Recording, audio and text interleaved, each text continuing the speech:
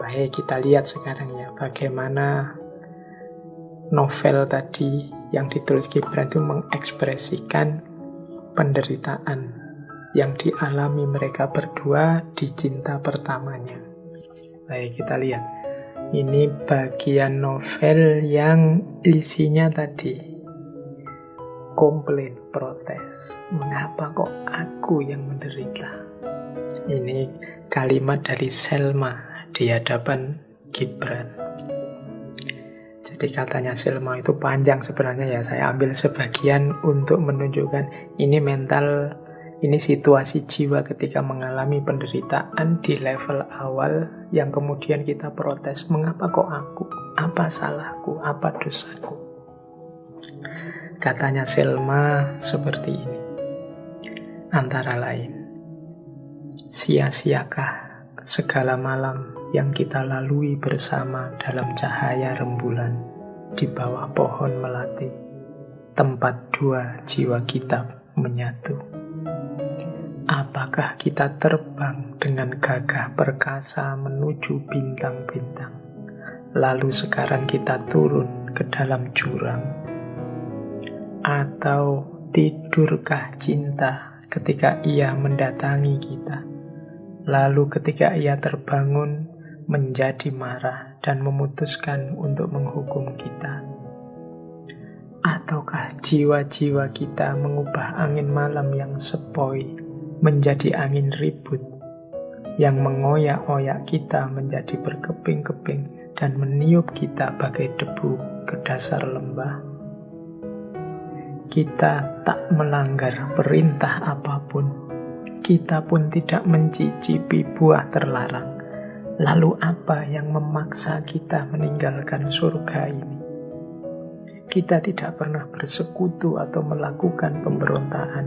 Lalu mengapa sekarang harus terjun ke neraka penderitaan? Jadi, apa salahku? Apa dosaku? Apakah yang kita lakukan selama ini keliru?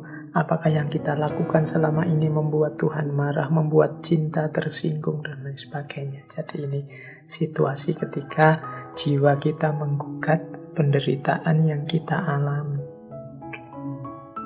Dan sekarang kekasih, apa yang harus kita kerjakan? Bagaimana kita akan berpisah?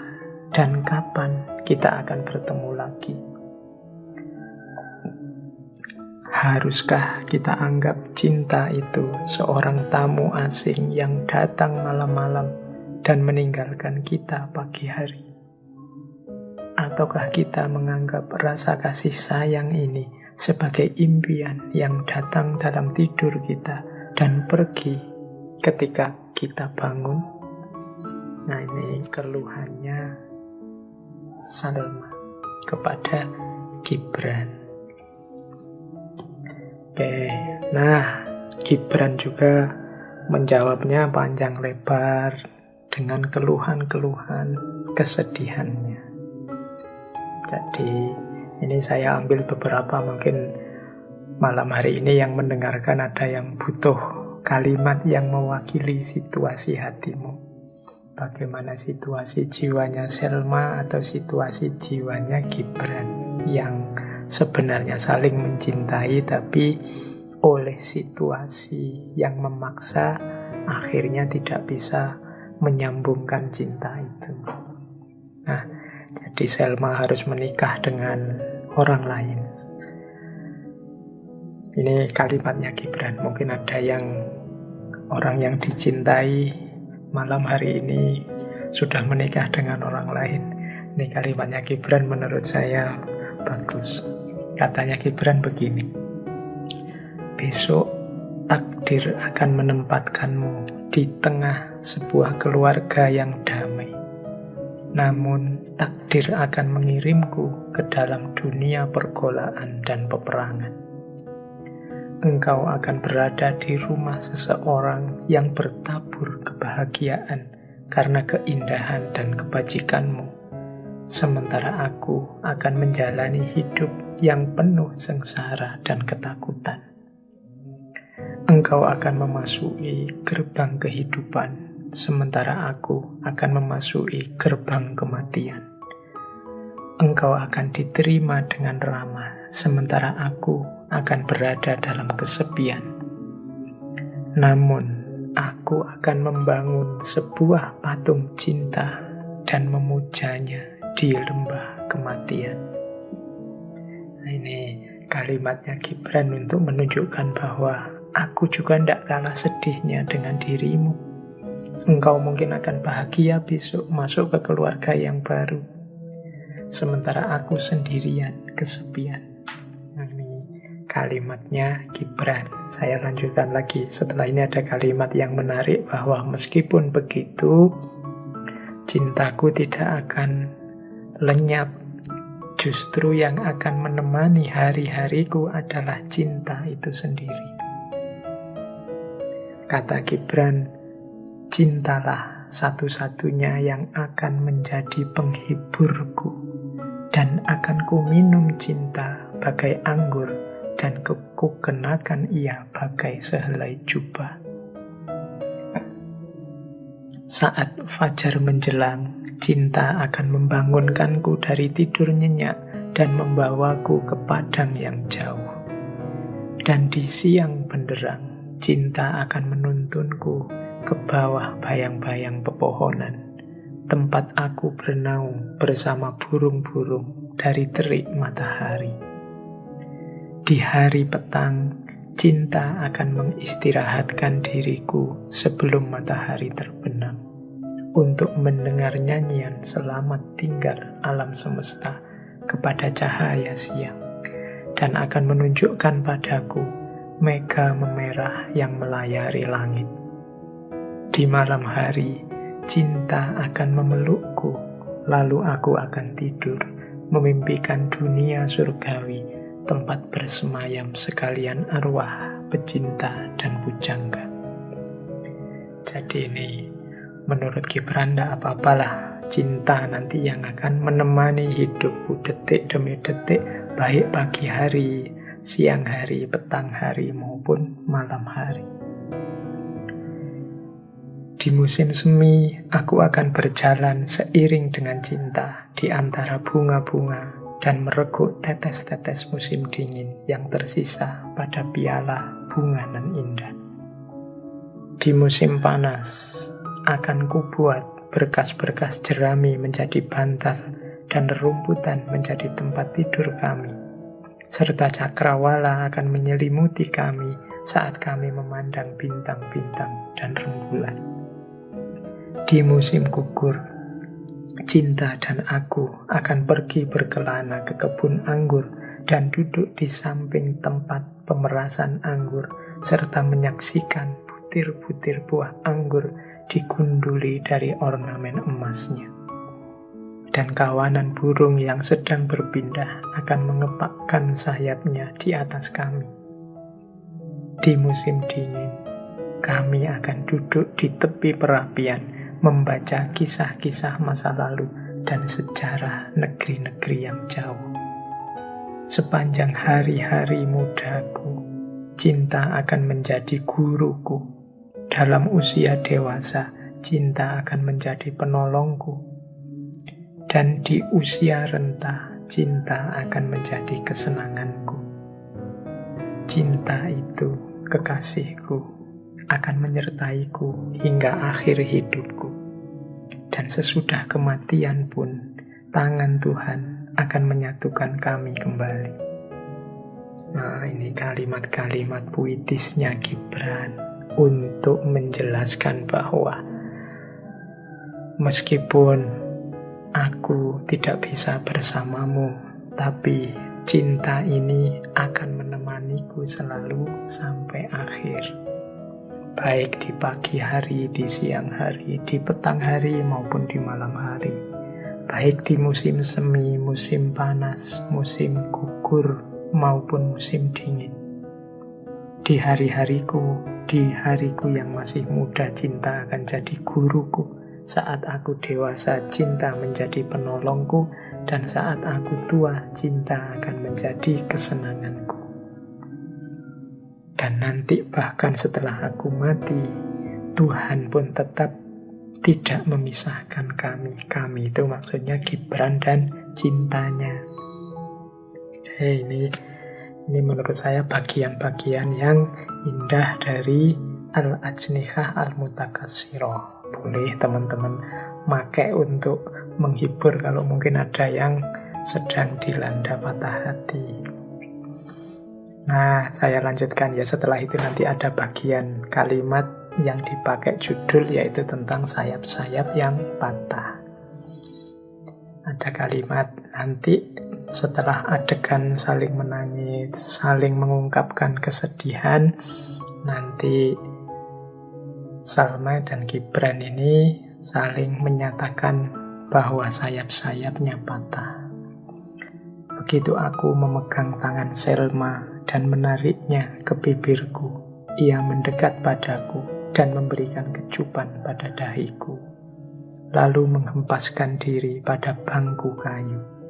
Ia menutup matanya dan dengan lembut berbisik, "Oh Tuhan, berikanlah rahmat-Mu kepadaku dan sembuhkanlah sayap-sayapku yang patah."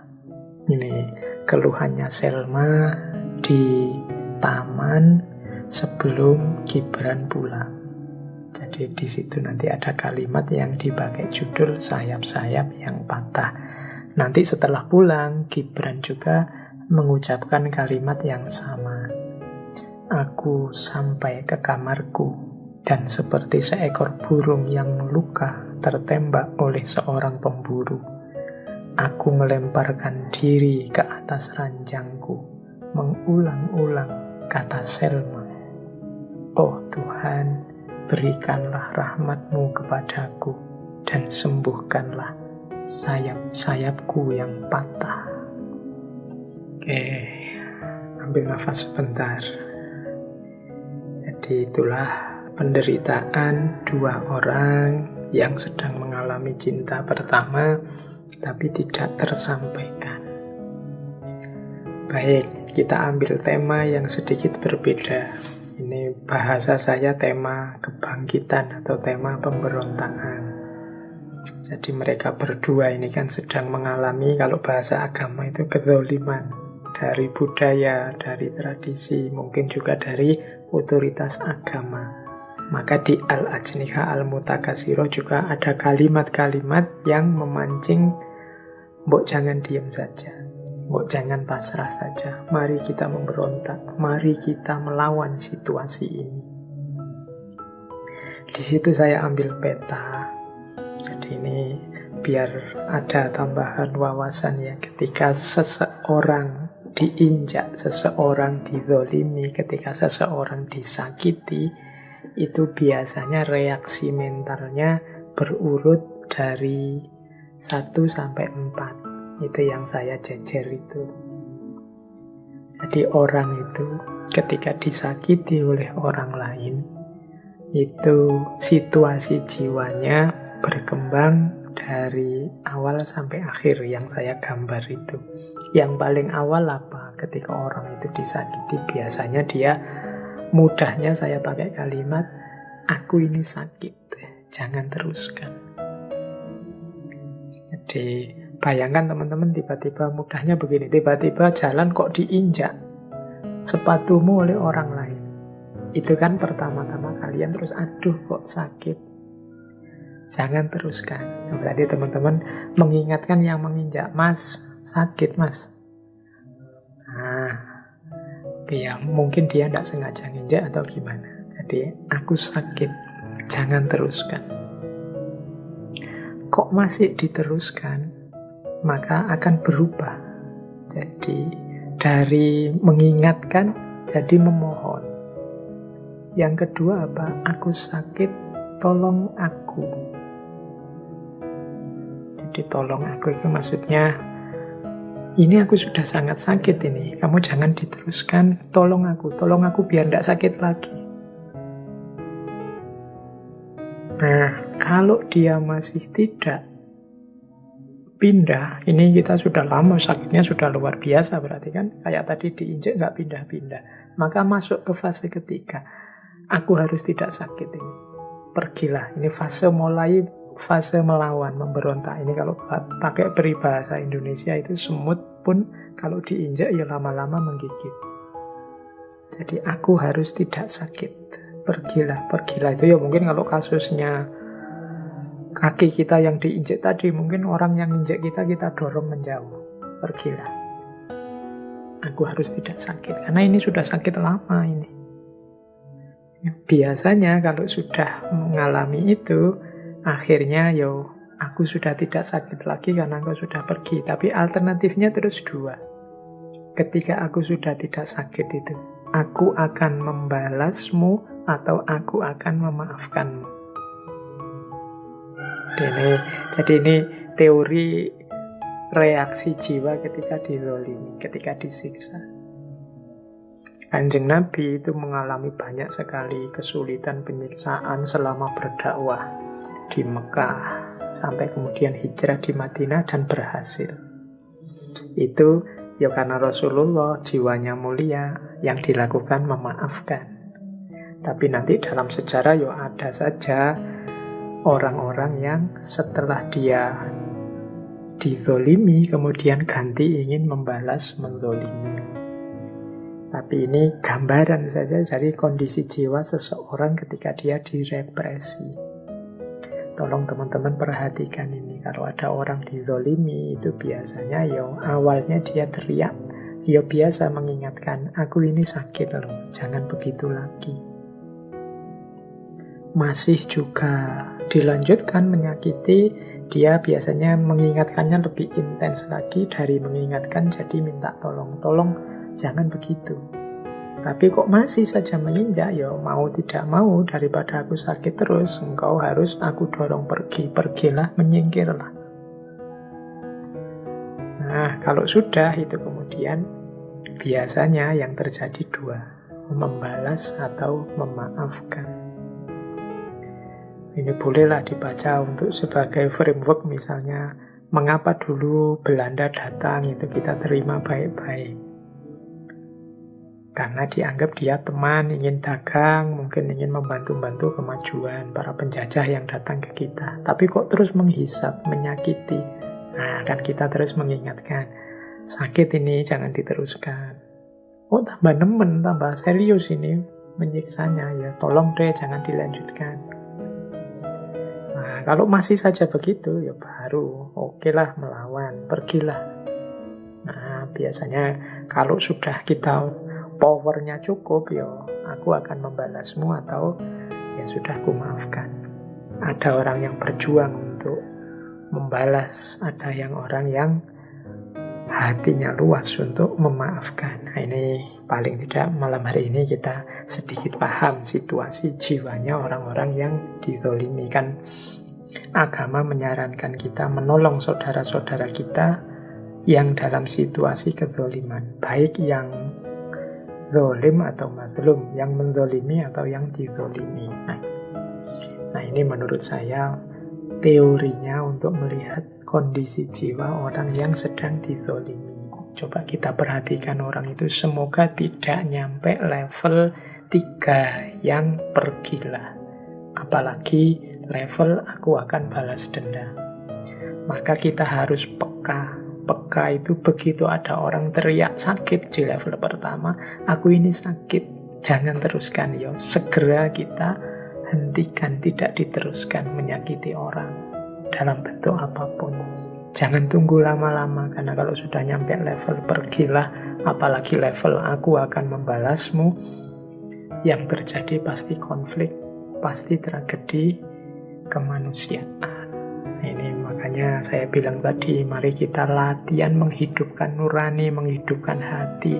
Jangan sampai ada saudara-saudara kita yang berteriak kesakitan di level apapun, di situasi apapun, tapi kita sama sekali tidak mendengar. Telinga kita buntu, yang ada di pikiran kita hanya kepentingan dan kesenangan kita sendiri.